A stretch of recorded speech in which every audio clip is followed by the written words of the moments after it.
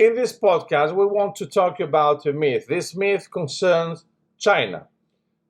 Everybody knows that right now, China is a dangerous country for many people, not only for the US or Europe, but also for humanity, because this system considers that its dogma is the right way to see everything. So we know that with their cyber attacks, with their proxy wars, they want to control other countries. And more or less it's logical for this kind of power. But the idea is that we think that China is a superpower. We did the same mistake with Russia. In reality, we overestimate the power of China.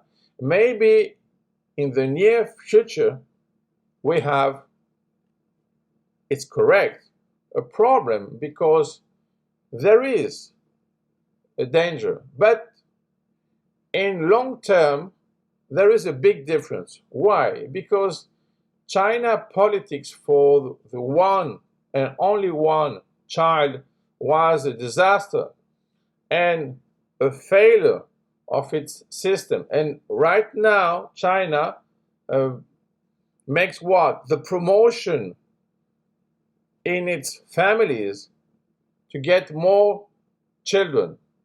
So they have a problem with the population, they have their economy in trouble, they have problem also with jails, they have problem also in technology, and we think that they solve every kind of problem for this country. It's wrong. So we can see now the first traces of this kind of problems, and we can see that there is a difference between the near term and the long term distance. So if we want to see the tactics, we can see that yes, indeed, now it's a problem and it's a dangerous problem. But this thing will evolve. And why? Because the internal problems of China are bigger than the others. So we have to avoid to overestimate and to consider that China is a superpower, because we did the same mistake also with Russia. It's only a power, it's not a rising superpower, it's not the case, and we have to think in a different way how we consider China. So there is a difference between the tactics for the near future and the strategy for the long-term future. And we have to do this thing to imagine how we can change not only our strategy, but also our intention about that.